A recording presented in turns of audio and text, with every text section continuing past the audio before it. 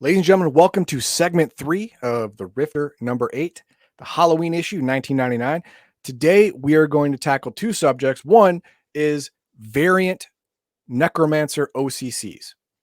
Lots of different necromancers here. All of them specialize in something else in a different part of the world, and they're more and more terrifying and horrible as we go along. And at the end, I'm going to jump to another section, and I'm going to show how this Rifter handles multi-classing for multiple OCCs, how to handle them with skills and advancement and so forth. But right now, Necromancer action. Let's go. Ooh, I'm looking forward to this. Yes, Necromancers. All right. Now, like I said, optional character classes, and we're going to start with the Cursebringer. This is one that Max would be interested in. We're going to find out why. Arguably the most powerful of the necromantic practitioners of magic, the powers of the Cursebringer are drawn from the twin forces of famine and pestilence. While the Cursebringer does not have the hard offensive power of some of the other murder mages, he's capable of creating much more misery and pain. When the word curse comes to mind, one often thinks of a spell that inflicts bad luck or some minor ailment. Oh no, but for the Cursebringer, this is only the barest potential of a true curse. That little minor thing is something he can snap his fingers and have happen to you. No, he can take out entire cities, blight an entire countryside, kill off entire herds of cattle just by saying some voodoo. So how do I do this? Let's find out.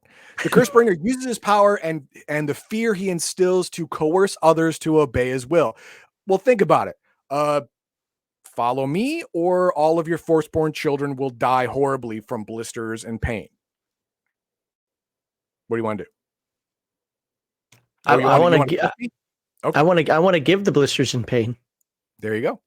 The threat of starvation or plague may be scoffed at first, but when the first wave of drought hits, or when a dozen children run hot with fever, these threats are taken very seriously, very quickly.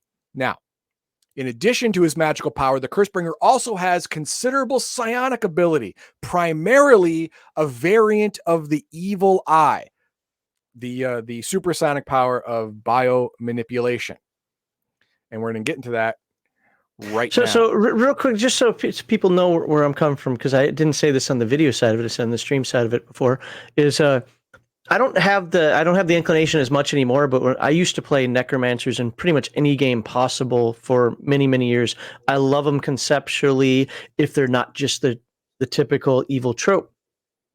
But one of the things I think that most games miss out on, and it's probably a balancing issue in game rules, is the idea of this game. I guess it's called Curses, but it's of the negative impact. And so, we've got the priest that's buffing you. Oh, +2 to hit or +2 to save versus something. I like the idea of giving negatives to the enemy. I like that. Also, and this comes from my old EverQuest days, I love the idea of casting a spell on you that does a D4 damage. Sure, the fireball is going to hit you for, 10d6 or some crap like that, right? I like the idea of hitting you for 2d4 every round for 10 rounds as you just slowly dwindling away, pustules and pox just growing on you, your skin's rotting away. I don't know. There's just something about that I find, like, do you really want to mess with me? As he was saying before, do you really want to mess with me? Do you really want to mess with me? You don't know what I can do. Sure, game mechanics wise, I'm probably less powerful, but do you really want to melt away? Just ask him. Yeah. If you face me and I get away, I'm going to heal and you're not. That's how it's going to work. Let's give an example. The evil eye, a more powerful version of the supersonic power by manipulation. This power functions just like that power, but with more available effects. Duration is the same, 44 minutes, but is doubled if the Cursebringer is actual touching the target, preferably near the body part to be affected. ISP cost is only 5, and the range is increased to an incredible 500 feet.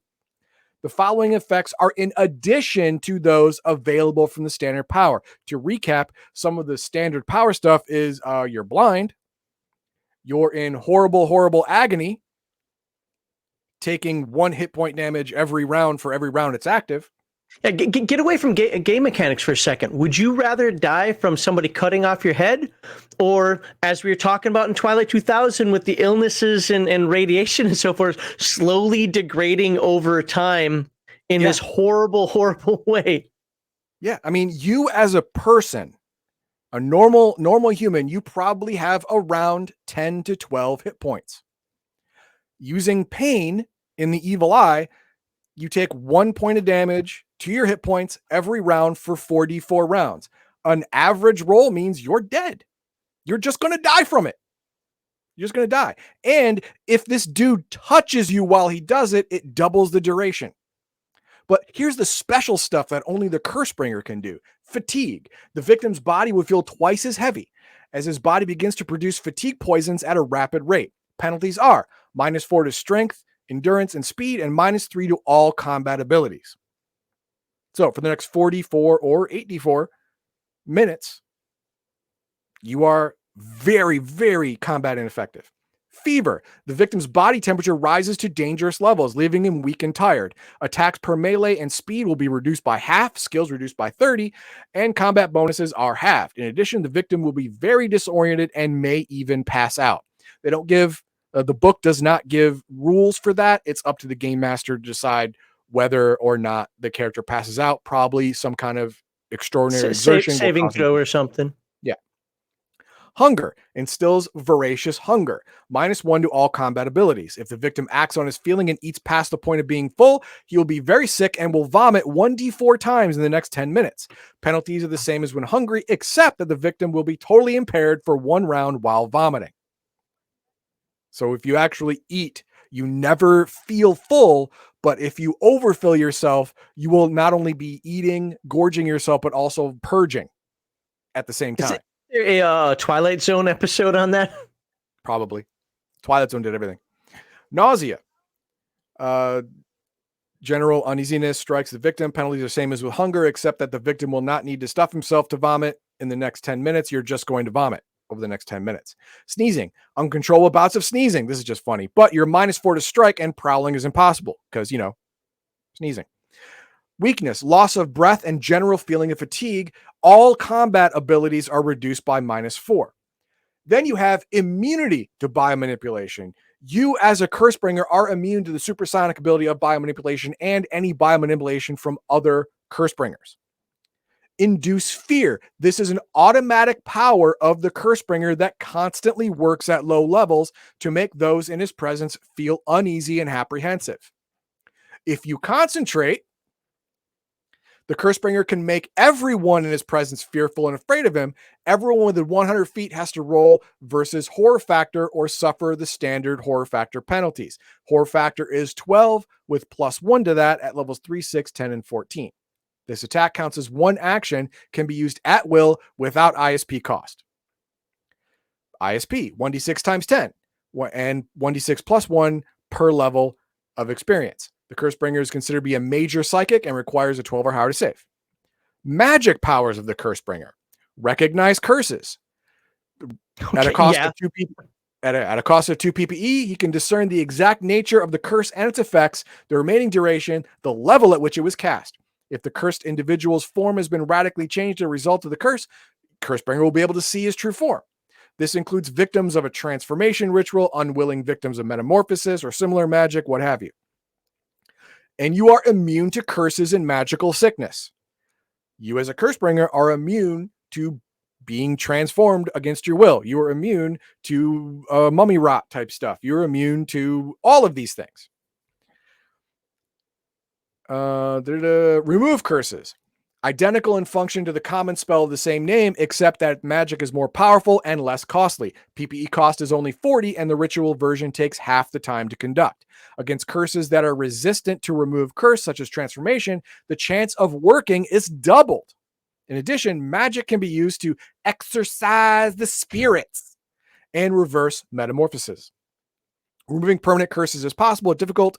200 PPE and an hour-long ritual is required, but this is pretty much the only way besides a god level being popping in to remove a permanent curse. I mean, that kind of makes sense. If I'm giving him, I should be able to take him away, right? Exactly. And this gives the Cursebringer another avenue of attack on people.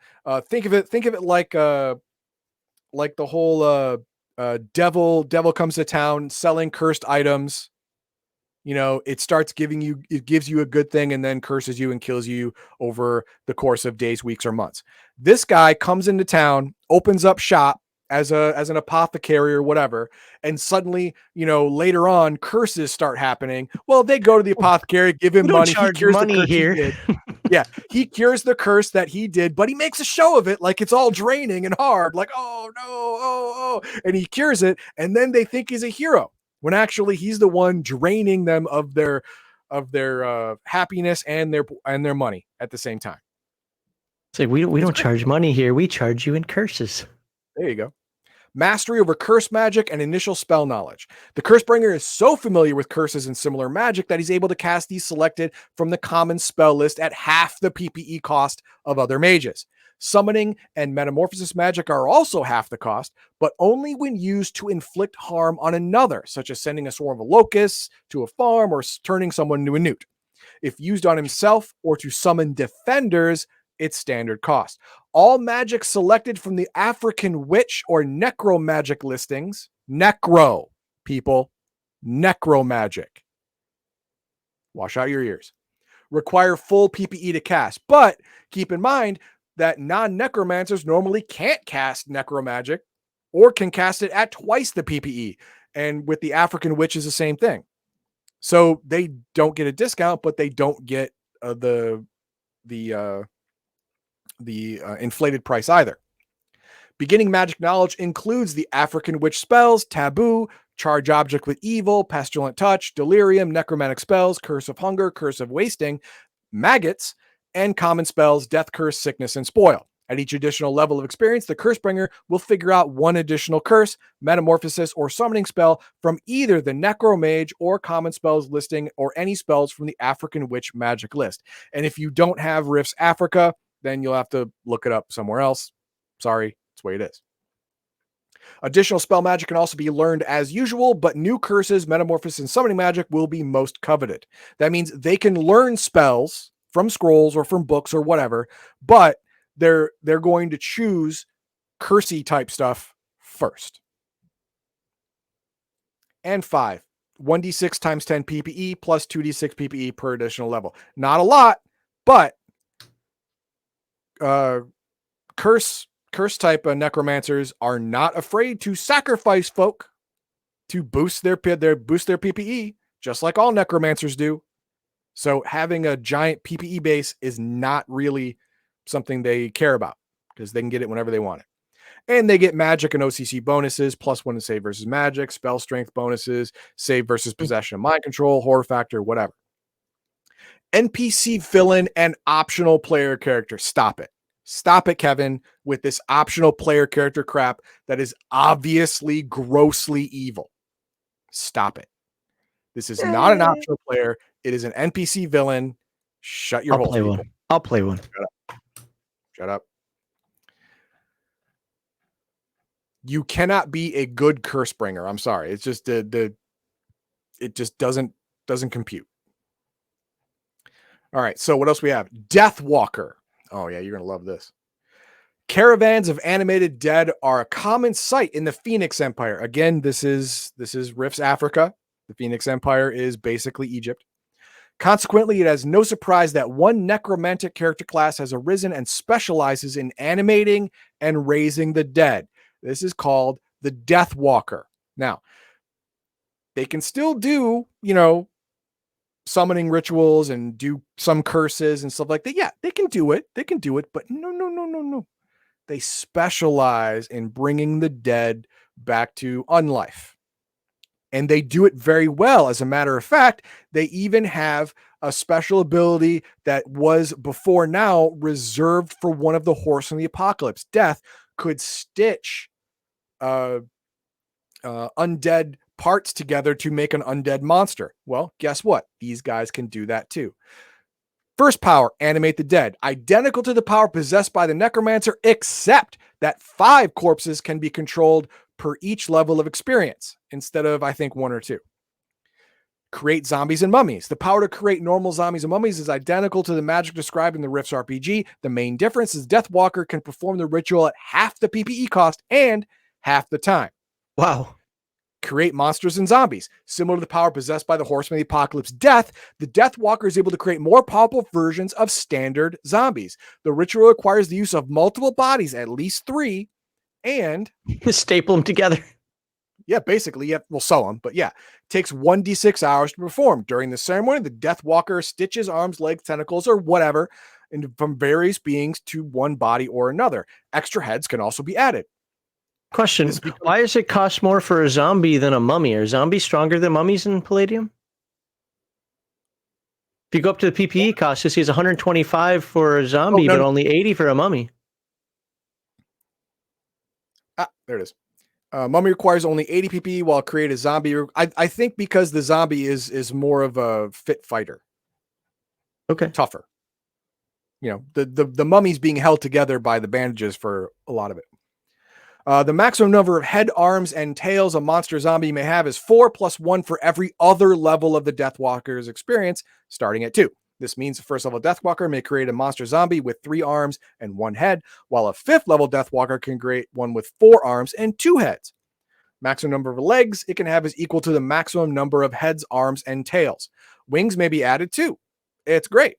The range of control over zombies is limited to 100 feet per level of experience, but the monster zombie, which is a special zombie, can venture beyond that if commanded to perform a task. Hey, hunt that guy down and then come back. Okay.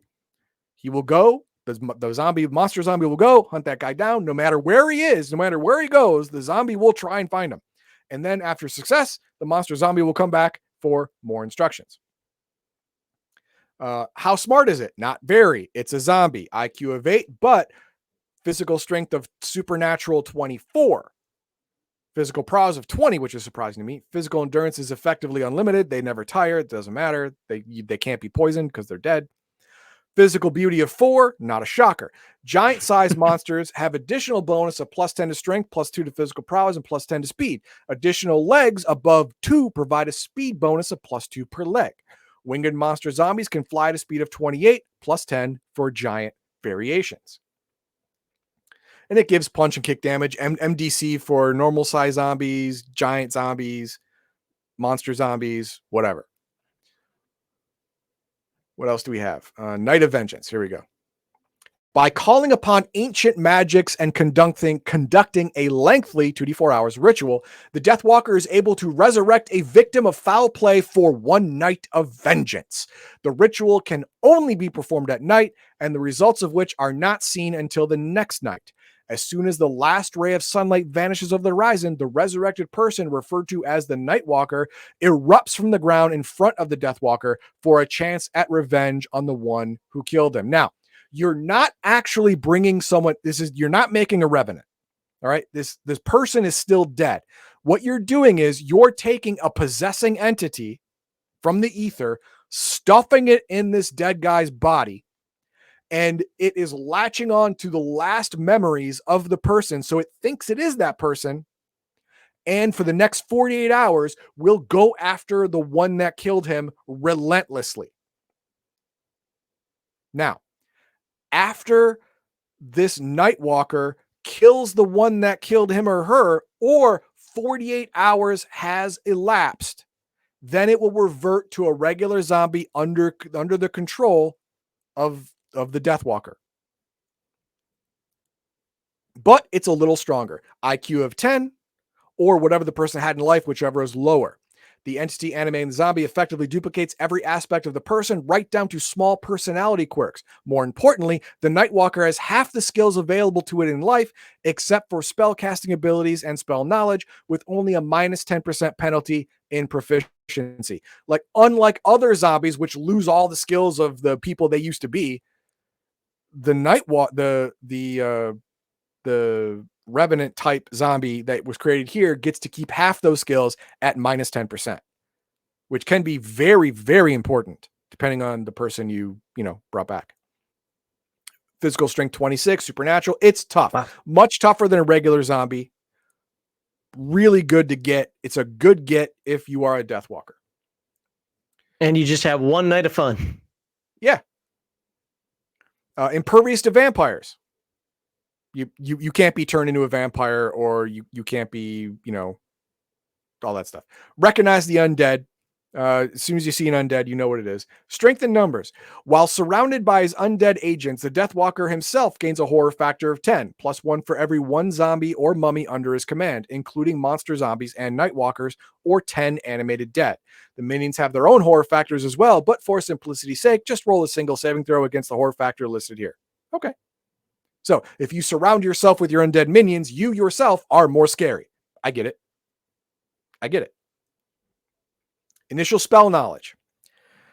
Aura of Death, animate body parts, which is a new one in this book. Assembled bones, new in this book. Bone and joint bonding. That sounds fun. Also new in this book. Command ghouls, command vampires, new in this book.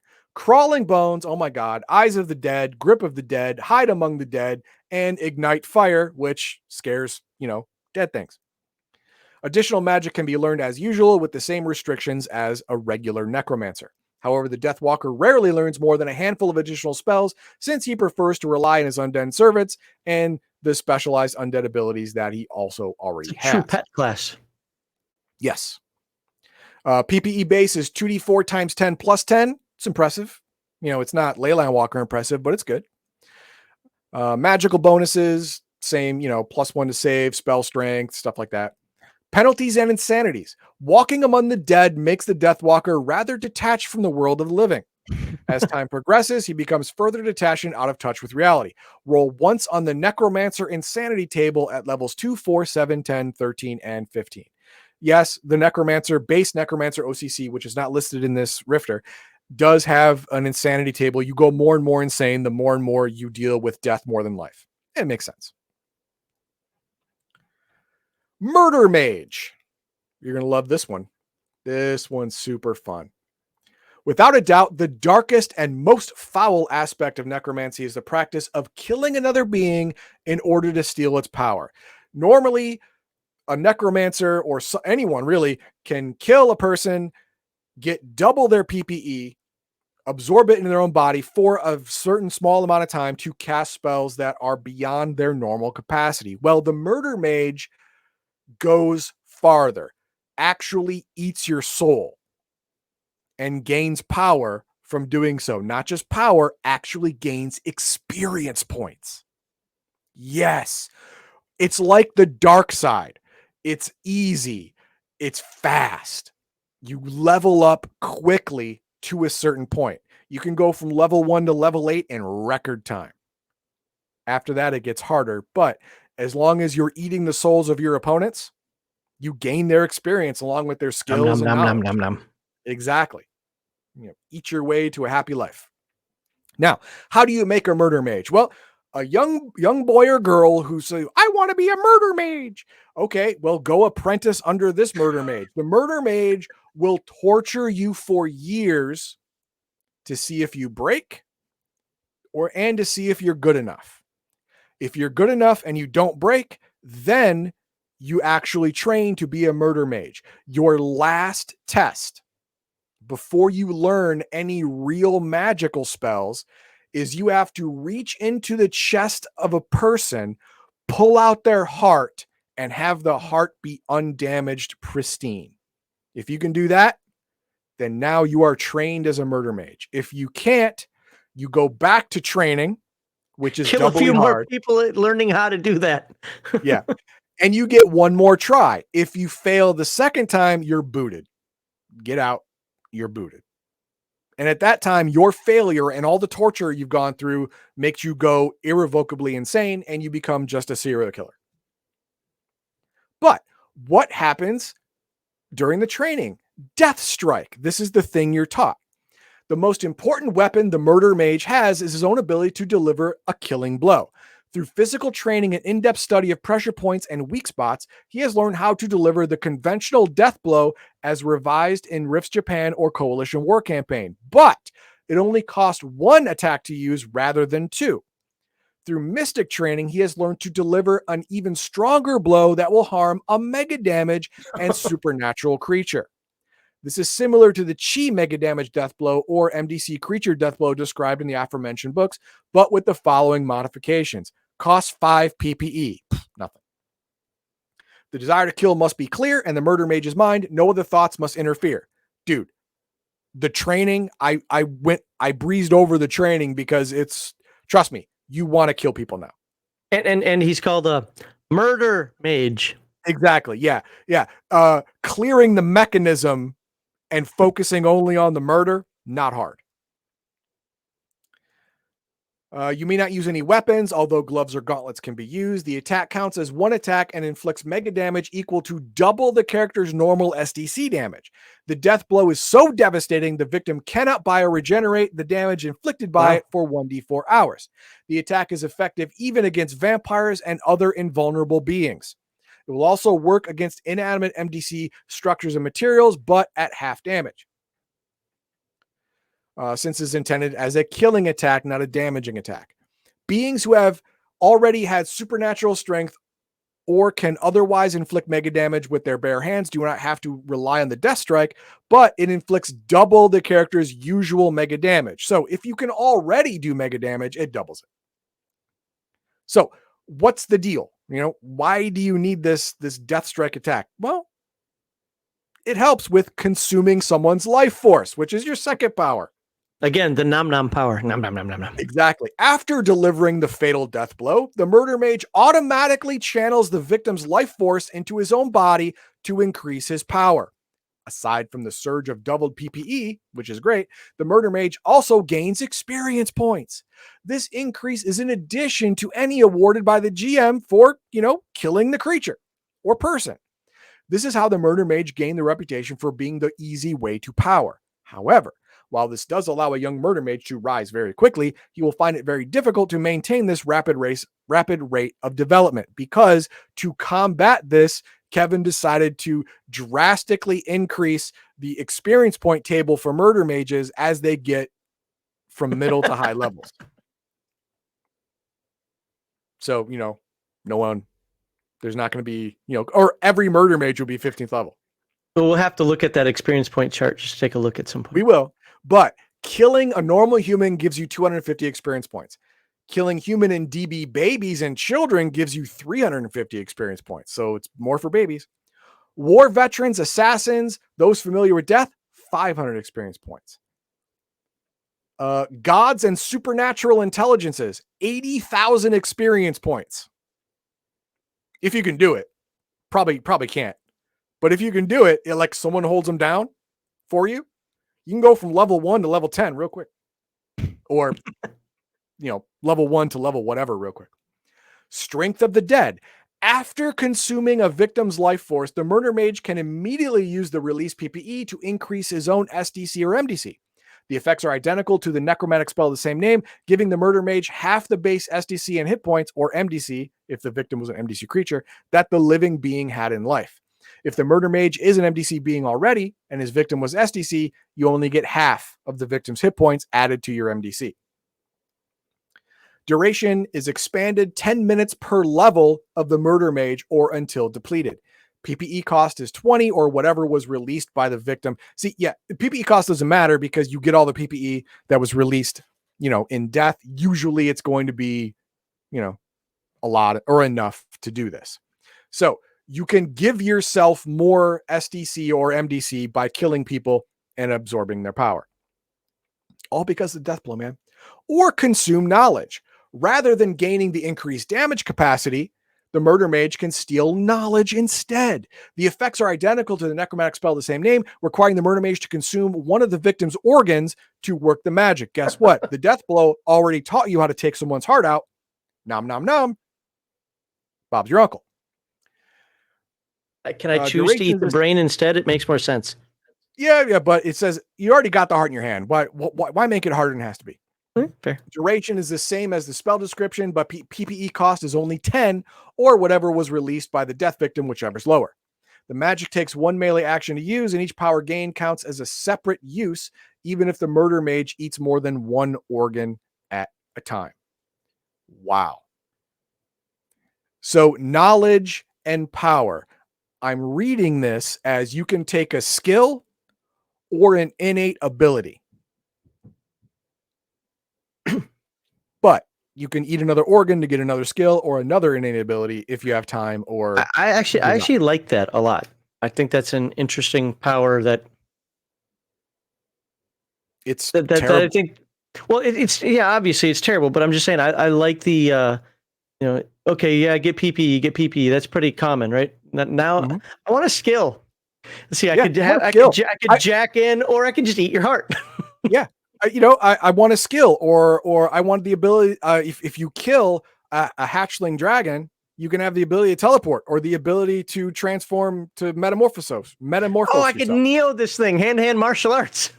Yeah, whatever. Dude, whatever. All I got to do Horror is eat. factor. Like the Necromancer, the murder mage exudes an aura of evil.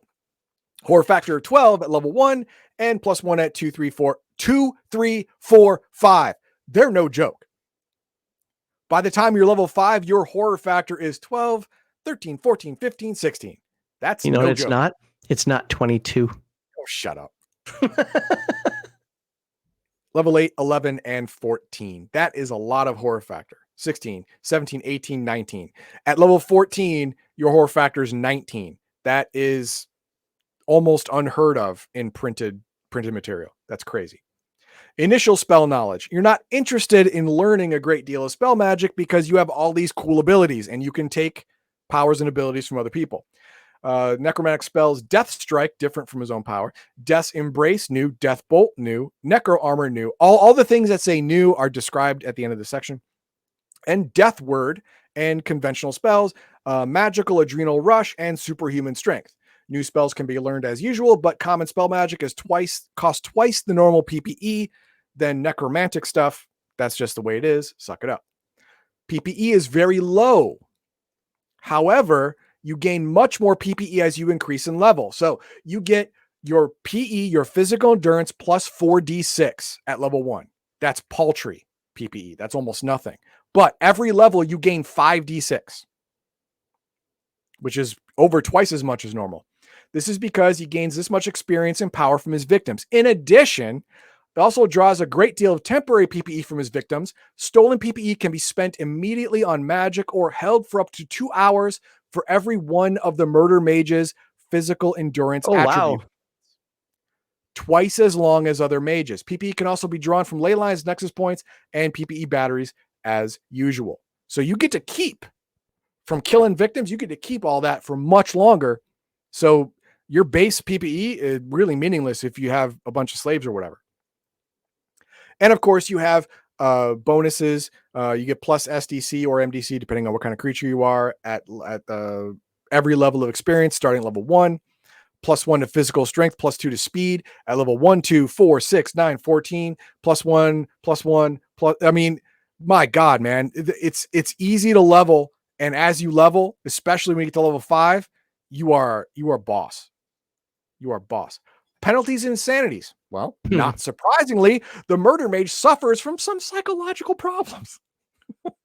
In addition, the process of consuming the life force of other beings takes its toll on you.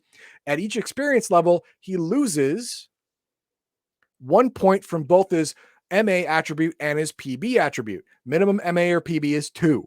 Roll on the Necromancer Insanity table found on Rift's on 104 of Rift's Africa or page 91 of Rift's Mystic Russia at each level experience, starting at each 2. level. That's Yes. worse than the crazy. You go crazy real quick. And again, Kevin, stop this nonsense. Stop it. These are not player characters, man. Ever. Shut up. Ever. I don't believe that God you can't damn. play an evil campaign. I believe in evil campaigns if you want to do it. So, But this is just alignment restrictions. You may only be diabolic. Duh. I mean, that's all I can say to you. Like, well, but maybe. No. Shut up. I can't be aberrant. No, you can't. What kind you know of code why? can you have? Yeah. Here is why you must be diabolical evil. Here is why. in the experience point draining table, you get more for killing babies. Mm. I want my baby back, Sorry, baby man. back, baby back. Exactly. You have to be diabolical evil. Have to be. Warborn. Brutal and violent warrior trained in both the physical and metaphysical arts. He's a master of both magic and technology. Now, I'm not going to read all of this. I'm going to tell you what his deal is. Again, this is based in Africa, and it's based off of the Horseman War.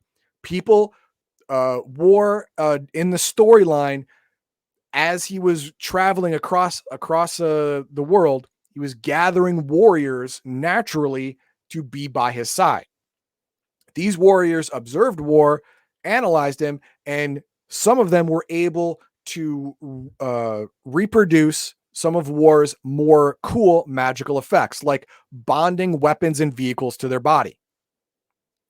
And the Warborn O.C.C. was created. And of course, they love fighting. Oh, here's the Murder Mage experience table. 2750. That's a lot, but it gets up.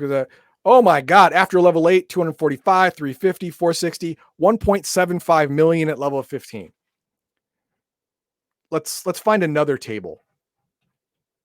What the Warborn table? Let's find the Warborn table. See it. 1.75 million at level 15. The Warborn is 450,000 at level 15. Yeah. It goes up real fast. They made sure of that, or Kevin made sure of that, because it's way too easy to gain experience points if you can suck it from other people that you murder, which you like I think that the insanities make up for it. So yeah, the insanities are bad too. Don't get me wrong. Powers and abilities. Like I said, union with weapons. You can merge a weapon with your body. Now, this gives you instant weapon proficiency with it. It also, if it's an energy weapon, you can use your PPE to power the weapon. So you don't run out of ammo until you run out of PPE.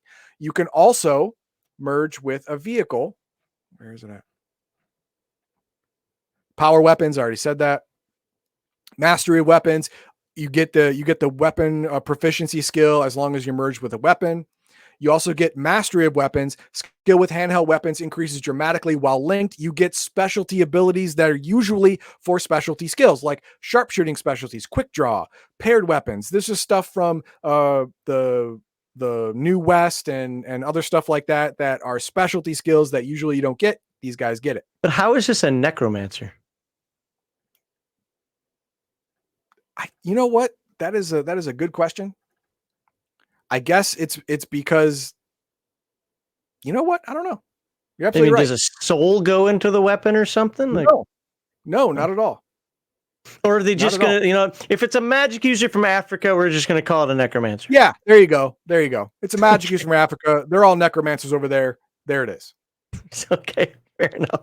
Yeah. And the Warborn exude an aura that makes others feel edgy and uncomfortable. If the Warborn has a high MA attribute, this aura will add a bonus of +10 to intimidation. If not, it's a horror factor of 11 +1 at levels 2, 4, 7, 10, and 14. There you go. That's their big thing. They merge with weapons and vehicles. Oh, and you, if a vehicle takes gas, you can burn 30 PPE. It'll run for an hour. If it takes other fuel and you ran out 30 PPE, you can run the entire vehicle for an hour. Right? It's great.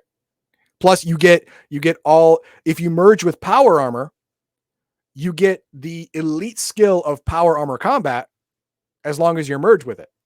So you know everything about it. You know exactly how to use it. You get all the benefits and bonuses of that skill, which are many, many.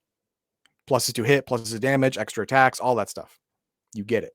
Now, the War Baby is a failed Warborn. They're called War Baby because it's supposed to be an insult. The War Babies know it's an insult, and they take it because they suck. They flunked out of the Warborn, track. They flunked out. So they don't have, they don't have all of the abilities of the Warborn. They have some. They have mastery of weapons, the sharpshooting specialties, quick draw initiative, other bonuses like that. They have some psionic powers. They have initial ISP to work those psionic powers, some initial spells. They can't merge with weapons and power them like the Warborn, but they are familiar and have weapon proficiencies of most weapons that exist. Great. So is this an optional player character? Sure, I guess this one would be okay. But I still, they're still evil because the training really sucks and it'll turn you insane. I'm a war pretty quick. Yeah. Yeah. They get less powers. So as you can see, the experience table. So there you go. If you level up fast, that's what you play. Yeah, there you go. At least the mid levels. That is it. Right. That is it for the Necromancy and for the Warborn, the not quite Necromancy O.C.Cs. But I promised you that I was going to show an example of how to deal with multi-classing. No. Bonus content will be after chat.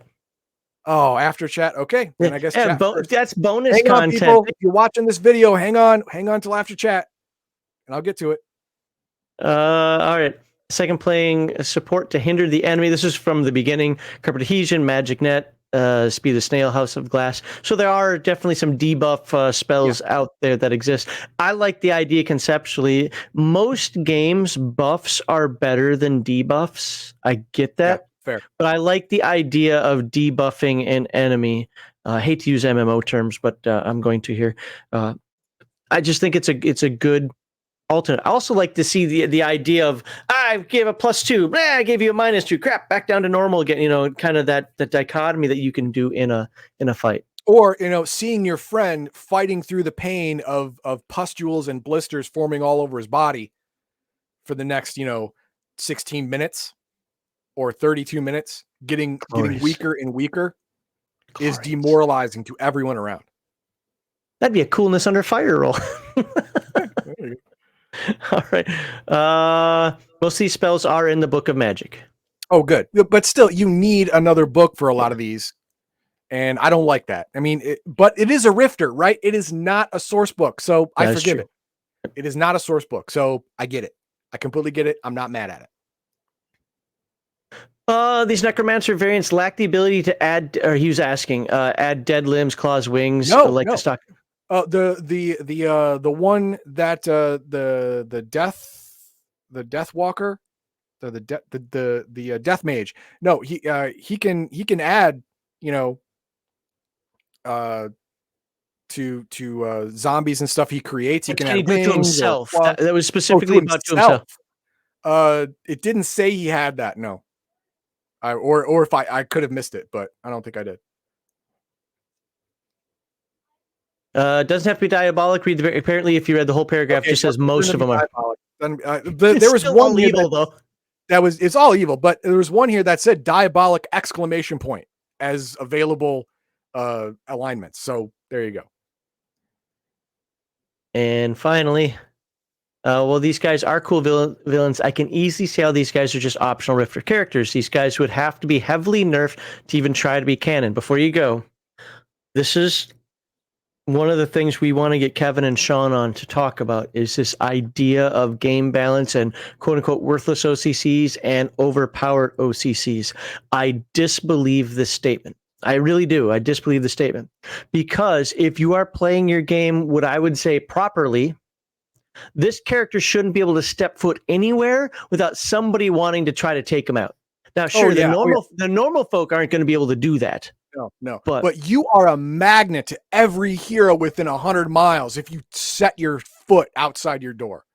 You are a dirty, dirty hero magnet. Everyone's gonna come to try and kill the king.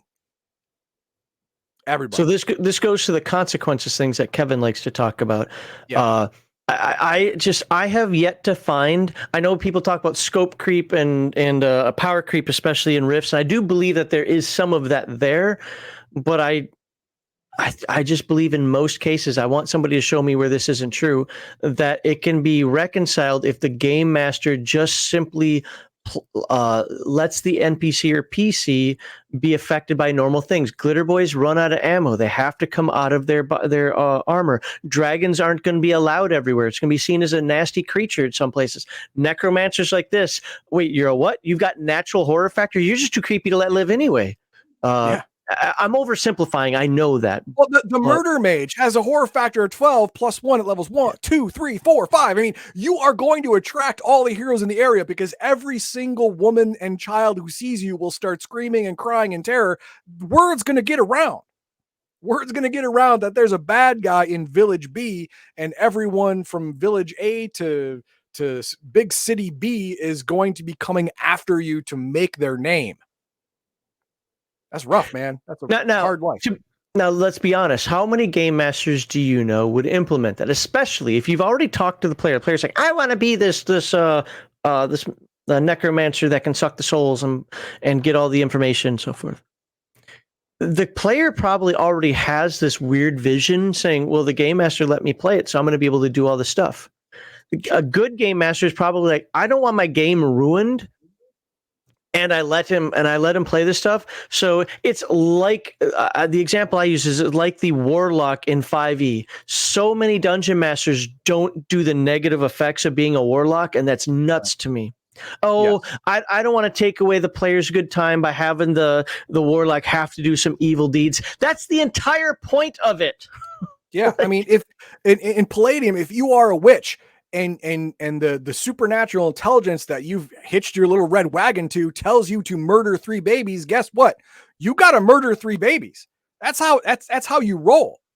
That's it. You got to do it.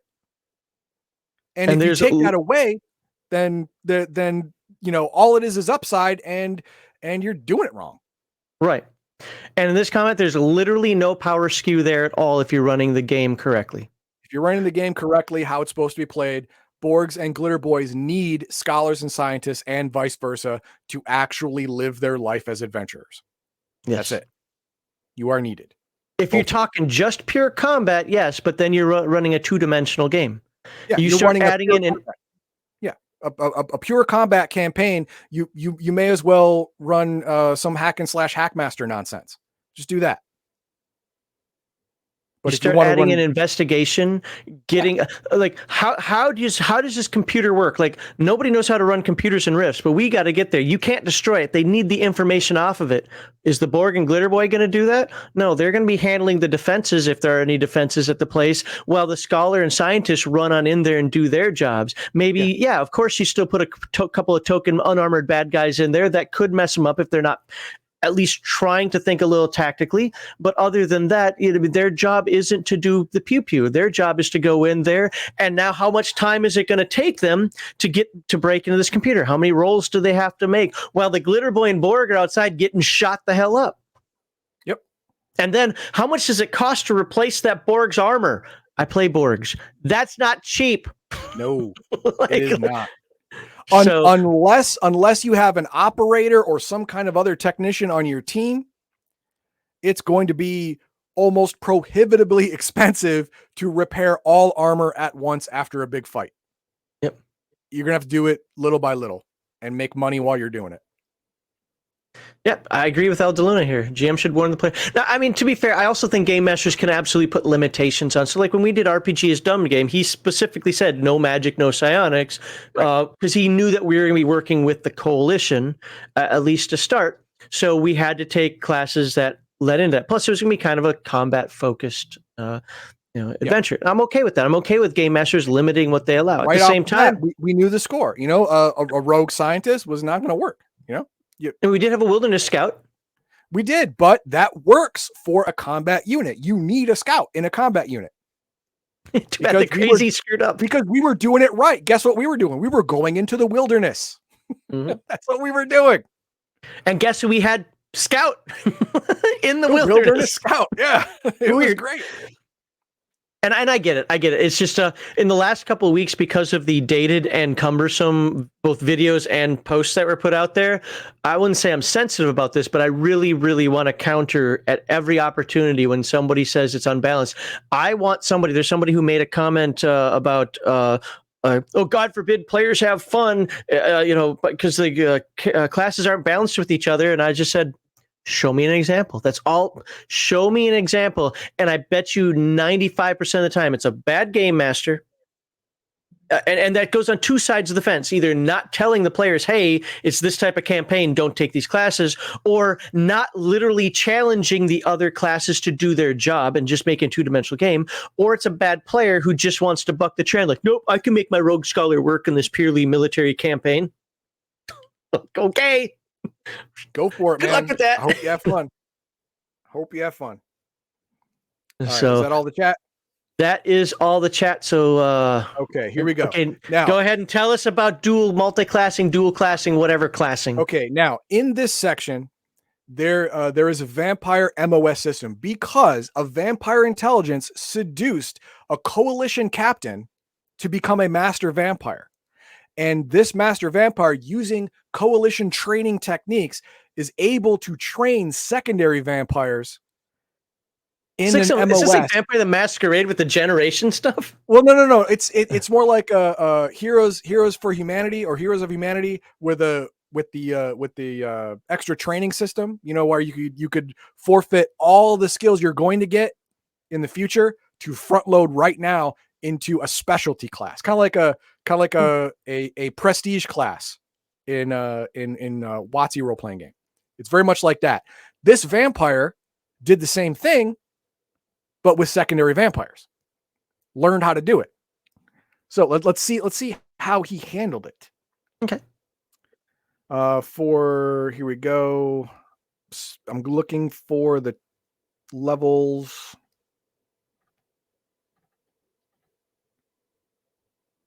Here we go. When humans become secondary vampires, they lose all but 10 of their skills from their former life. At level 3, a secondary vampire can opt to learn an MOS in place of the additional skills he could learn at that time. If an MOS is chosen, the vampire gains the skills listed below in the MOS. If one of the MOS skills is the same as a skill the vampire already knows, one of the selected 10 from his past life, then that skill becomes unfrozen and will continue to advance starting at the vampire's next level of experience, in this case, 4. Note that the original OCC bonus, if any, is not regained. If the skill is new, it's gained at first level and goes up as normal. If physical skills are chosen, combat bonuses may be added, but remember, vampires don't have SDC, so you can't get SDC from skills. So what this does is, if you cross-train, if you have any skills in common with your old skill set, those will still advance every level. But anything you don't have does not. So if you want to cross-train, you're probably going to want to do it if you are a man-at-arms into another man-at-arms, if you are a scholar into another scholar, if a wizard into another wizard, because the more skills you have in common, the more skills that will keep accelerating every level. Every skill that you do not have in common, if you are a rogue of some kind and you have prowl and you cross train into another OCC that also has prowl, you use your old prowl skill, which is better, right? And it will still go up every single level as normal. But any skill that is not on the new skill list as well is frozen forever. Will never advance. So if you want to go from a man-at-arms to a practitioner of magic, most of your skills will not advance. Most of your old skills will not advance, and your new skills will start at level 1. And you only get the main OCC skills. No OCC related, no secondary. You don't get any of that. You get the primary OCC skills only for your new class. So that's how this Rifter decided to handle cross-classing and skills. So, yes, you do use the new experience point table for your new class. That's not too big of a bonus, even though, yes, you will go up levels faster because you are now doing, more dastardly stuff because you were level 7. Now you're level 1 again, but you're still with a level 7 party. You're going to get more experience per day or per game session. You're going to advance faster. But depending on how you cross-classed, many of your skills are never going to advance again. Many of your old skills, and all your new skills are crap. Level 1 garbage compared to your buddies who are still advancing from 7 to 8 to 9.